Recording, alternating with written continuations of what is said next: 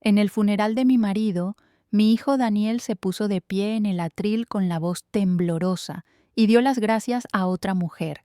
Dijo que ella era nuestra verdadera familia. En ese momento, todas las miradas en la sala se volvieron hacia la mujer de la primera fila, la que llevaba un vestido entallado y un maquillaje perfecto, con delicadas lágrimas descansando en sus ojos. Y yo, la verdadera esposa, la madre, estaba sentada a un lado, inadvertida, invisible. Cuando el abogado me informó más tarde de que mi marido le había dejado todo a ella, ni un solo centavo para mí, Linda Montalvo abrazó a mi hijo y sonrió con una sonrisa triunfante, como si ya hubiera ganado. Pero entonces saqué el segundo testamento y en un instante ya no quedaba nadie sonriendo en la sala. Nunca imaginé que mi vida empezaría de nuevo en un funeral. Roberto murió en un accidente de coche repentino. Iba conduciendo al centro aquella mañana bajo una lluvia intensa. Dijeron que los frenos fallaron en una curva y el coche se estrelló contra un supermercado. Se fue rápido. El médico dijo que no sufrió, pero yo no estaba segura de que mereciera una despedida tan limpia. Habíamos estado casados 40 años. Solía pensar que nuestro matrimonio, aunque no era romántico, al menos era sólido, como una de esas casas antiguas azotadas por las tormentas, desgastada por fuera, pero aún en pie. Renuncié a mi carrera para cuidar cada rincón de nuestro hogar. Él siempre decía, puedo cuidar de ti, no necesitas trabajar. Y le creí. Ingenuamente pensé que era una especie de amor. En el velorio llevé su abrigo de lana gris carbón favorito y me quedé en la entrada de la capilla recibiendo a los invitados. El viento azotaba, se me entumecían los dedos. Aún así, sonreía, haciendo todo lo posible para que su despedida fuera digna y ordenada. A Roberto le importaban muchísimo las apariencias, lo que los demás pensaban de él. Incluso en su muerte, me descubrí manteniendo esa fachada pulcra por él. Daniel estaba en el atril. Es nuestro único hijo. Este año cumple 33 y es ingeniero de software en una empresa tecnológica. Llevaba un traje oscuro impecable. Su rostro estaba solemne y su voz era tan firme como siempre. Después de leer un homenaje a su padre, se detuvo y se le enrojecieron los ojos. Hay alguien a quien quiero dar un agradecimiento especial, dijo Daniel, con la voz un poco temblorosa. La sala quedó en silencio. Apreté mi bolso sobre el regazo, los nudillos volviéndose blancos.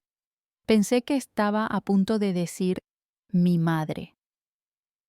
En ese momento casi pude oír cómo se formaban las palabras en su garganta, ese reconocimiento largamente esperado. 40 años de compañía, dedicación al hogar, noches pasadas en el hospital, todos los sacrificios silenciosos. De verdad creí que por fin me había visto. Pero lo que vino después me atravesó como una hoja roma, arrancando esa esperanza centímetro a centímetro. Alguien que apoyó a mi padre en la etapa más difícil de su vida, la señora Linda Montalvo. Un murmullo suave recorrió el pasillo. Desde la primera fila, una mujer se levantó y se secó los ojos, asintiendo con educación. Llevaba un abrigo de lana verde esmeralda oscuro, tacones negros, un maquillaje impecable y el cabello perfectamente peinado. Cuando volvió a sentarse, los que la rodeaban se giraron para mirarla, curiosos y sorprendidos. Sentí el sonido estallar en mis oídos como un silencio detonado. Linda, Linda Montalvo. Conocía el nombre. Era la asistente administrativa de Roberto en el bufete. Más tarde él la ascendió a socia consultora e incluso la incluyó brevemente en la junta. Cuando yo preguntaba por ella, él siempre lo minimizaba. Es competente, no seas paranoica. Recordé la fiesta de empresa de aquel año. Ella me trajo vino, sonriendo dulcemente, moviéndose con la facilidad de una mujer que encajaba. En aquel entonces la descarté como otra empleada servil más. Ahora, al recordarlo, qué irónico. Desde el otro lado de la sala, alguien susurró: «Está sentada tan cerca que parece de la familia». Y mi hijo, mi propio hijo, acababa de dar las gracias a esa mujer en el funeral de su padre. Sentí como si la silla se hubiera desvanecido bajo mí. Me zumbaban los oídos y el mundo vibraba levemente.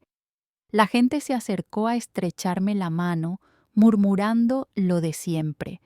Era un buen hombre, le echaremos de menos. Yo asentía automáticamente, como una máquina que repite respuestas programadas de antemano. Había planeado aguantar hasta el final, mantener las apariencias, pero entonces escuché a Daniel susurrarle a Linda: «Tú eres la que es nuestra verdadera familia». Casi se me cayó la taza de té de la mano. En ese momento comprendí que aquel funeral no era para Roberto. Era para un mundo oculto que yo no sabía que existía, y yo no era más que una extraña, una observadora descartada. Esa noche, de vuelta en casa, me senté en la sala vacía. Al quitarme el abrigo, vi que la cinta de satén estaba arrugada, como si el último vestigio de dignidad de mi matrimonio se hubiera roto sin querer. Me senté a la mesa del comedor y miré la hilera de sillas vacías. El sitio de Roberto seguía en su lugar, no lo había movido. Durante décadas él siempre se había sentado ahí, la mano en el reposabrazos, esperando a que yo le llevara la sopa. Ahora solo quedaba la silla y el reposabrazos se había enfriado. Aún había botellas de su cerveza favorita en la nevera. A mí nunca me gustó esa marca. Era demasiado amarga, pero cada semana compraba un pack de 6 solo para él. Resulta que la costumbre es la prisión más cruel. Aquella noche no dormí. Saqué unos álbumes de fotos viejos. En las fotos todavía éramos jóvenes. Había luz en sus ojos. Yo sonreía con facilidad entonces. Incluso encontré una vieja tarjeta de identificación de cuando trabajaba como asesora financiera en su bufete.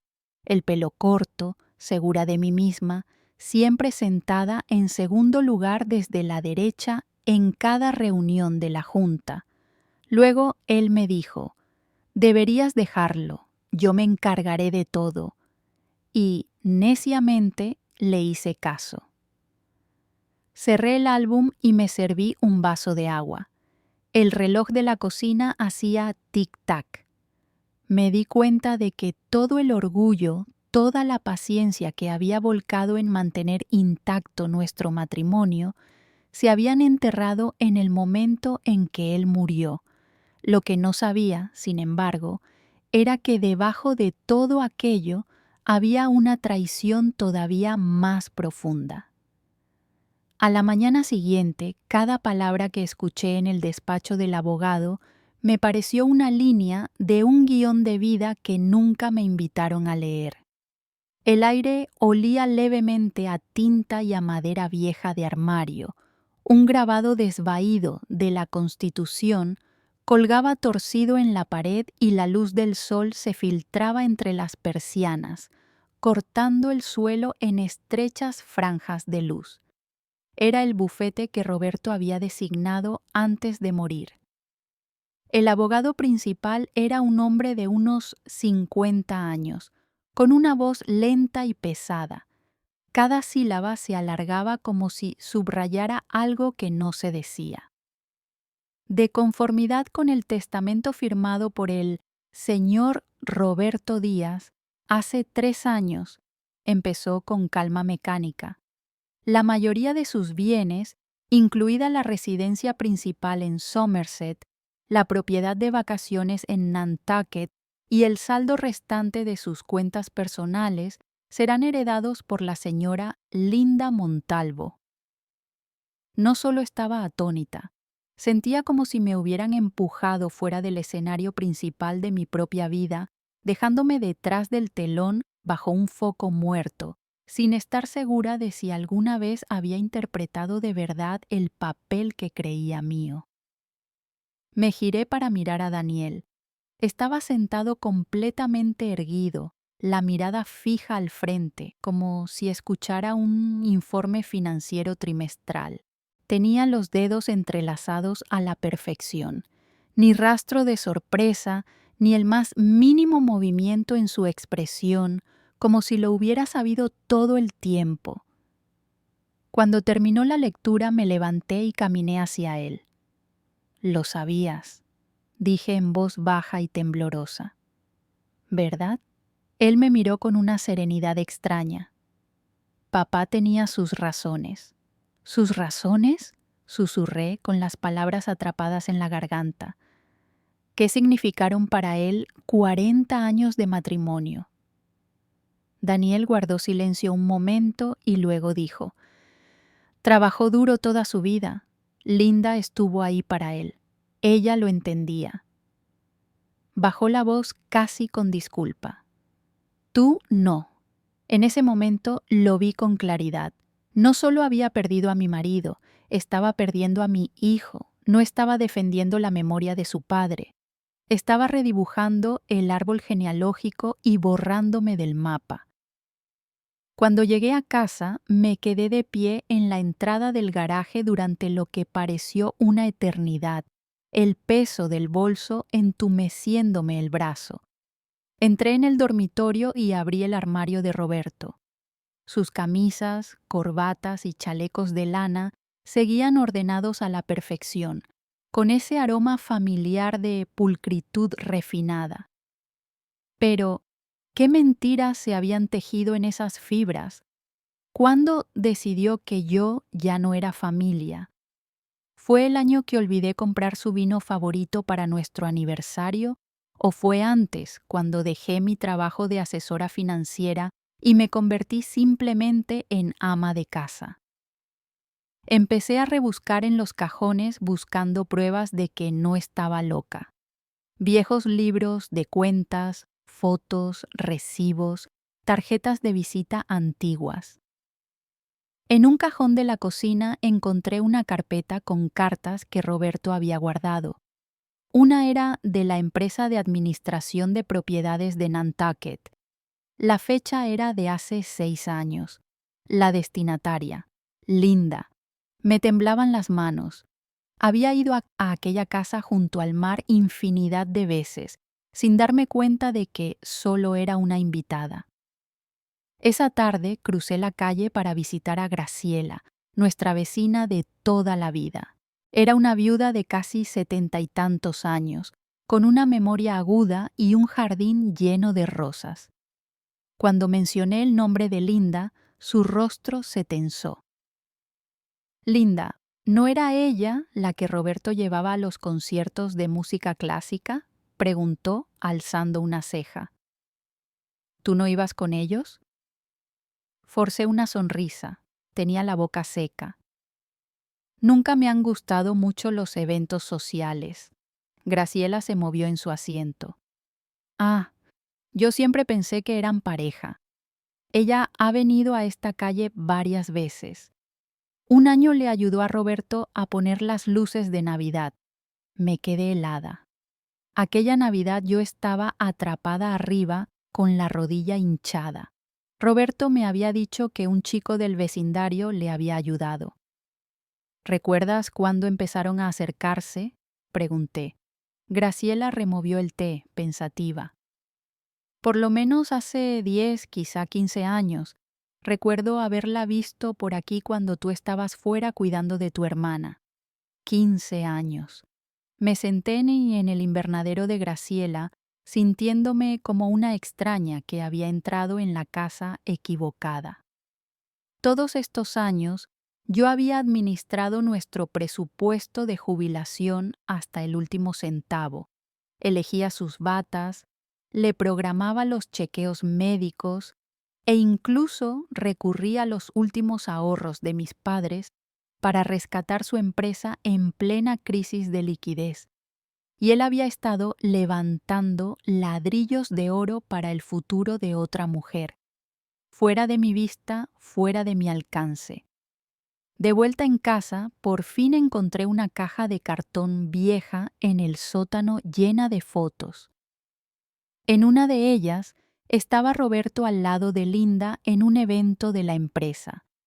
Su mano descansaba suavemente sobre el brazo de ella, con una sonrisa radiante como nunca antes. Se le veía relajado, más joven, más feliz de lo que jamás se le veía a mi lado. Y en otra foto estaba Daniel, con apenas 18 o 19 años, de pie junto a ellos. Su sonrisa era nerviosa, pero no reacia. En una esquina de la foto había una zona tachada. La froté con cuidado con una goma de borrar y descubrí una frase escrita a mano. Algún día, nuestra pequeña familia será oficial. Casi pude oír cómo algo se rompía en mi pecho. No era el corazón, no era cristal, era algo más profundo, algo llamado confianza, y nunca volvería a estar entero. Aquella noche encendí una sola vela en la cocina, y por primera vez en esta casa, sin Roberto, puse música, un disco de jazz lento, suave y sin prisas. Empecé a preguntarme, tal vez había vivido toda mi vida al ritmo de él y nunca había bailado al mío, pero eso se acabó.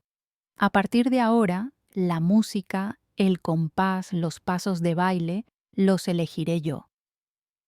Pensé que lo peor ya había pasado, el testamento, la verdad sobre las propiedades, Linda ocupando el centro de todo, descaradamente etiquetada como familia. Aquello ya era suficiente humillación para toda una vida. Pero no me había dado cuenta de que lo que de verdad rompería mi corazón sería Daniel. Es mi único hijo. Siempre había creído que, por muy irreconocible que se volviera el resto del mundo, él seguiría siendo mío. Acordamos vernos en la cafetería del pueblo, aquella donde de niño pedía postres de caramelo. Llegó con una gabardina, el porte rígido y formal, como si se estuviera preparando para una entrevista, no para ver a su madre. Antes de que yo pudiera sentarme, dejó el móvil boca abajo sobre la mesa. Siempre hacía eso, una señal sutil de que cualquier vibración podía ser motivo suficiente para abandonar la conversación. ¿Por qué le enviaste una notificación legal a Linda?, preguntó secamente. Respiré hondo y lo miré a los ojos. ¿Crees que no debería haberlo hecho? Se encogió de hombros. Ella no te hizo daño. Papá le dio el dinero. Fue su decisión. Demandarla solo incomoda a todos. ¿Incomoda?, dije, con la voz quebrándose de incredulidad. Daniel, tu padre me engañó durante décadas. Renuncié a mi carrera por esta familia, a mis amigas, por ti. Incluso vendí la sortija de esmeraldas de mi madre solo para pagar tu matrícula universitaria. ¿Sabes lo que significaba ese anillo para mí? Daniel frunció el ceño, exhalando con una irritación visible. Siempre sacas el tema como si yo te debiera algo. Eso me golpeó como un puñetazo sordo en el pecho. No era rabia, ni siquiera una discusión, solo distancia, una distancia fría y definitiva. Papá me dijo Daniel tras una pausa, bajando la voz, que los años más felices de su vida fueron con Linda. Ella lo entendía, lo respetaba, no lo cuestionaba ni lo criticaba todo el tiempo como tú. Lo cuestionaba porque dejó de respetarme, dije entre dientes. Lo criticaba porque estaba equivocado. Daniel sacudió la cabeza como si estuviera escuchando un sermón sin sentido. Eres demasiado tradicional, mamá. Siempre has creído que sacrificarse es una virtud, pero papá no necesitaba ese tipo de amor. Ahí fue cuando lo entendí. No se trataba de una revelación repentina para él. Llevaba mucho tiempo pensando así. Simplemente no lo había dicho hasta ahora. Lo miré un momento. Todo lo que vi fue al niño que solía ser. El niño que respiraba con dificultad durante los ataques de asma mientras yo me sentaba a su lado toda la noche. El adolescente al que acosaban en la escuela, cuya dignidad defendí como si fuera la mía. El joven de 17 años con el corazón roto por primera vez, que se acurrucó a mi lado en el banco del patio trasero, en silencio hasta que salieron las estrellas. ¿Recordaba algo de eso? Metí la mano en el bolso y saqué una fotografía vieja y descolorida. Aquel verano, cuando tenías 2 años, fuimos a la playa, dije, deslizando la foto por la mesa. Tu padre se echó atrás a última hora por trabajo, así que fuimos solo tú y yo. En la foto llevas un bañador rojo brillante y estás de pie sobre la arena mojada, con una hilera de pequeñas huellas tambaleantes detrás de ti. Tenías pánico a las olas. Te aferrabas a mi cuello y gritabas, «¡Mami! ¡Mami!». No sabías gran cosa del mundo entonces, pero sabías dónde estaba la seguridad. Daniel bajó la mirada y no dijo nada. Sé que idolatras a tu padre, continué. Siempre iba impecable, nunca levantaba la voz, siempre decía lo correcto. Pero, ¿alguna vez pensaste que quizá fui yo quien sentó las bases para que ese hombre elegante existiera? Él levantó la vista. No había lágrimas, ni remordimiento, solo un destello fugaz de vacilación. Papá hizo lo que lo hacía feliz, dijo Daniel. Ella le hacía sentirse necesario. Tú eras simplemente demasiado fuerte, demasiado fuerte. Eso era lo que yo era.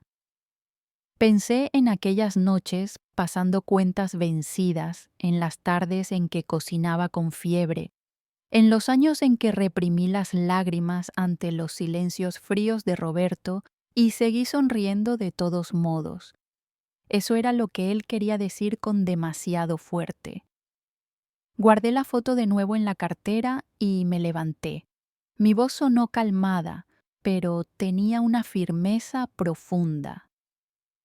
Tienes razón, fui demasiado fuerte, y desde hoy voy a guardar esa fuerza para mí. Fuera lo que dijo después, ya no lo escuché. Salí por la puerta de la cafetería hacia el aparcamiento. Había empezado a llover. Las gotas golpeaban el parabrisas con un ritmo lento e implacable, una orquesta hecha solo de silencio. Me deslicé en el asiento del conductor y envolví el volante con las manos, quedándome quieta un largo rato. No lloré, no me derrumbé. Solo me quedé ahí sentada, dándome cuenta de que lo que había perdido no era solo a un marido. Había perdido mi matrimonio, mi familia, incluso a mi hijo. Pero en ese mismo instante entendí algo más. Ya no podía seguir esperando a que otra persona me dijera quién era. Era hora de vivir para mí. Al principio pensé que Linda no era más que un accidente tardío en la historia de Roberto, una oportunista calculadora, una mujer que se coló por las grietas. Pero ahora lo veo con claridad. Nunca fue un accidente. Lo había planeado todo. Una tarde lluviosa, me senté a la mesa de la cocina con una taza de café frío en las manos, mirando su perfil público de Facebook. Su foto de perfil la mostraba en la playa, sonriendo suavemente, el fondo difuminado con un desenfoque elegante, como si no quisiera que nadie viera lo que de verdad había detrás. Su biografía decía: consultora en el sector de la arquitectura, amante de la música clásica y del servicio comunitario, agradecida por la compañía tierna de la vida. Hice clic en sus álbumes de fotos. En la primera imagen, Roberto estaba sentado en una silla de mimbre, sosteniendo una porción de tarta de limón que, al parecer, ella le había preparado. El texto decía: su sonrisa es mi recompensa favorita. La fecha indicaba que era de hacía 6 años, el mismo año en que yo estaba postrada en cama por la artritis.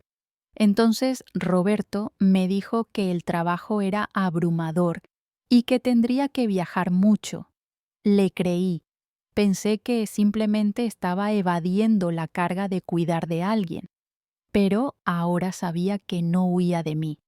Estaba viviendo en otro lugar sin mí. Seguí bajando y encontré más imágenes, a la vez familiares y extrañas. Allí estaba Roberto de pie en la sala de estar de Linda con la chaqueta de lana que yo le había regalado. Allí estaba ayudándola a plantar flores y a colocar bonsáis en su jardín.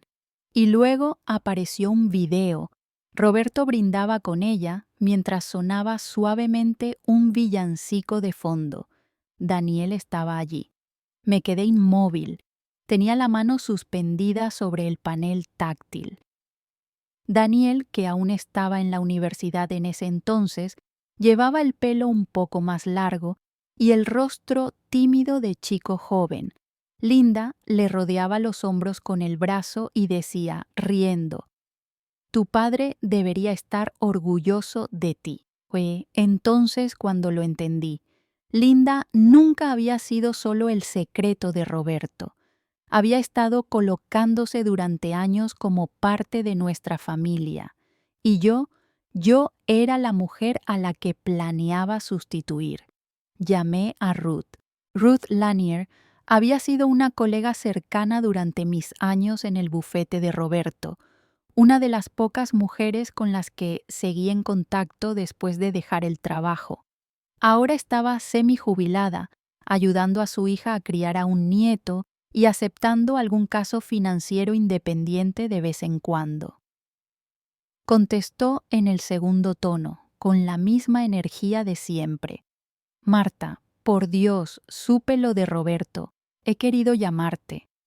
Gracias, dije. No me anduve con rodeos. Ruth, necesito que me ayudes a encontrar algo. Ella no vaciló. Dime qué sospechas. Hice una pausa. Mi voz sonaba tranquila, pero firme.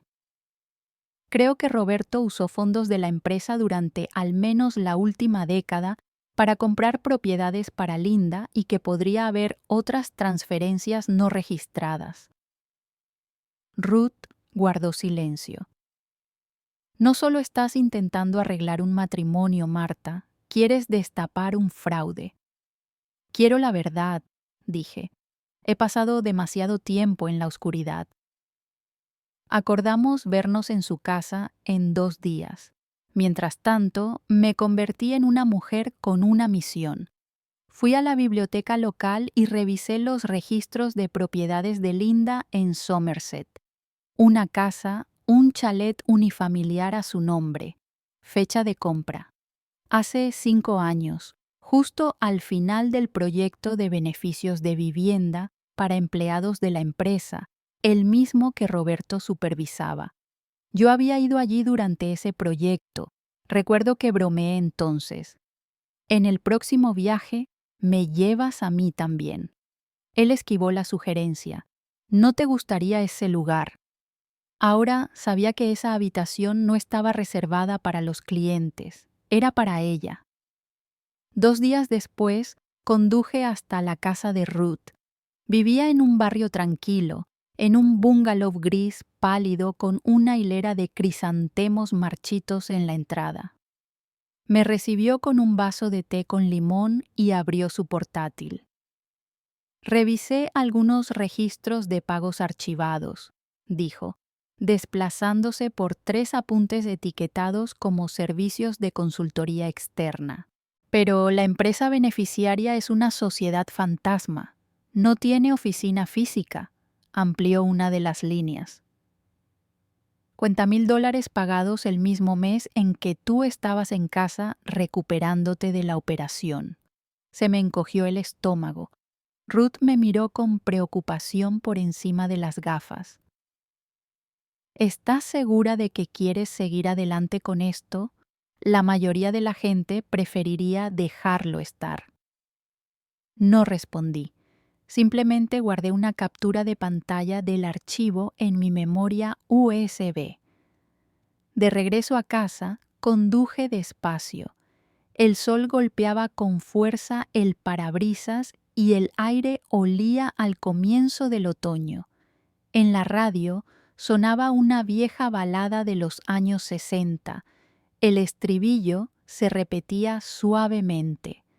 Solo encuentras la verdad cuando dejas de fingir. Sí, solo cuando dejas de fingir empiezas a ver con claridad. De vuelta en casa, me senté frente al ordenador y guardé las fotos de Facebook de Linda en una carpeta nueva. La llamé Pruebas. Ya no era la mujer que enterraba sus emociones detrás de los fogones. Era Marta Díaz, la esposa legítima de Roberto, la madre de Daniel, la que había sido borrada de la historia de su propia vida y la mujer que estaba a punto de reescribir el final. El segundo lote de documentos de Ruth llegó justo cuando estaba limpiando el fregadero de la cocina. La luz del sol se filtraba entre las persianas, proyectando franjas limpias sobre la encimera. Me detuve un segundo con el trapo en la mano y pensé que así se había mantenido mi matrimonio, ordenado, silencioso, hasta que la cocina dejó de sentirse mía. El asunto del correo era sencillo. 3 transacciones sospechosas. Evaluación preliminar de viabilidad legal. Lo abrí. Unos cuantos extractos en PDF conocidos llenaron la pantalla. Ruth los había anotado. El nombre de la empresa, Quinte Consulting LLC. La cuenta vinculada a Linda. Las transferencias, 3 pagos por un total de más de 350. $1,000, cuidadosamente escalonados a lo largo de 5 años, cada uno programado justo fuera de los ciclos oficiales de auditoría de la empresa. Añadió una nota. Esta suma carece de justificación suficiente, a menos que puedan presentarse facturas por servicios de valor equivalente, es potencialmente un regalo fraudulento. Ahí estaba la prueba. Sentí formarse un nudo de determinación en el pecho. Sabía qué hacer. Esa tarde llamé a una abogada especializada en fraude y derecho corporativo. Tengo un montón de preguntas, dije, con la voz firme y clara. Creo que mi difunto marido saqueó sistemáticamente su empresa para beneficiar a su amante de toda la vida. La abogada se llamaba Micaela Robledo. Tendría unos 50 y tantos años y su voz al teléfono era cálida y directa. Me le escuchó con calma mientras hablaba. Tiene que enviarme todo lo que tenga, dijo. Cada documento, cada correo electrónico, cada foto. Colgué y empecé a copiar los archivos. Cuando terminé, tenía más de 50 documentos. Imprimí todo, lo ordené cuidadosamente en una carpeta y lo llevé a su despacho del centro. Su firma estaba en un rascacielos de cristal y, mientras esperaba, contemplé el perfil de la ciudad de Chicago. Cuando entró, llevaba una sonrisa amable y profesional. Su corte de pelo, preciso, enmarcaba su barbilla y vestía un traje perfectamente entallado. Tomó la carpeta, le echó un vistazo y asintió. «Revisaremos todo esto», dijo. «Me pondré en contacto con usted». «Gracias», le dije mirándola. «Ella me traicionó y mi hijo la ayudó. Quiero que devuelva hasta el último centavo». Micaela se subió las gafas por el puente de la nariz. «Haremos todo lo posible». Los meses siguientes fueron un torbellino de citas, correos electrónicos y trámites legales. Presentamos una demanda contra Linda Montalvo y el caso causó revuelo. El antiguo bufete de Roberto, su abogado e incluso su patrimonio quedaron enredados en el litigio. Luego estaba Daniel. Se puso de parte de Linda. Estaba indignado. «Estás destruyendo su recuerdo», me dijo por teléfono. «Daniel, el recuerdo que tienes de tu padre es un cuento de hadas», respondí. «Era un estafador que usó el dinero para traicionarme a mí, su esposa, y a la madre de su hijo. Esa es la verdad». Colgó. Esperé a que volviera a llamar, pero no lo hizo. Dolió, pero aún así seguí adelante. Tenía que hacerlo. El caso llegó a los tribunales. Linda y su abogada intentaron presentarlo como un malentendido. Afirmaron que los fondos eran pagos legítimos por servicios de consultoría. Presentaron facturas falsas que Roberto le había dado, pero teníamos las pruebas de Ruth y teníamos las fotos de Facebook de Roberto. Subí al estrado y conté lo sucedido. Hablé de los 40 años de nuestro matrimonio, de los sacrificios que hice por él y por Daniel, y del dolor que sentí cuando supe la verdad. La jueza, una mujer negra de unos 60 y tantos años, me miró con comprensión. Creo que entendía lo que ocurre en el corazón de mujeres como yo. Al final, la jueza falló a nuestro favor. Ordenó a Linda devolver todo lo que Roberto le había dado, incluidos los intereses. La suma total superaba el $1.000.000. Linda tuvo que vender las propiedades que había comprado con el dinero robado. Se quedó en la ruina, perdió el trabajo y la reputación. No la volví a ver. En cuanto a Daniel, no me habló durante años. Luego, cuando murió mi padre, me llamó. Nos vimos en el funeral y nos abrazamos. Empezamos a vernos de nuevo. Le conté toda la historia y él empezó a comprender. Hicieron falta años, pero logramos recomponer nuestra relación. Él me pidió perdón. Dijo que todo ese tiempo solo había estado defendiendo una ilusión. Lo abracé y le dije que yo había creído en él todo el tiempo, y en ese momento hubo lágrimas en muchos ojos. Daniel se acercó y me abrazó con suavidad. «Mamá», dijo, sonriendo, «¿cuándo te volviste tan buena dando discursos?» Le devolví la sonrisa.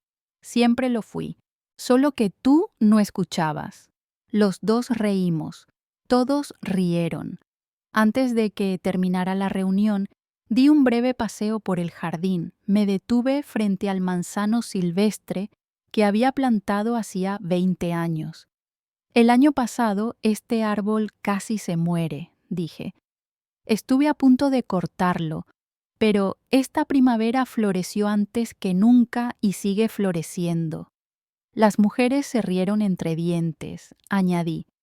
Hasta él sabía que lo que sigue vivo no debe abandonarse.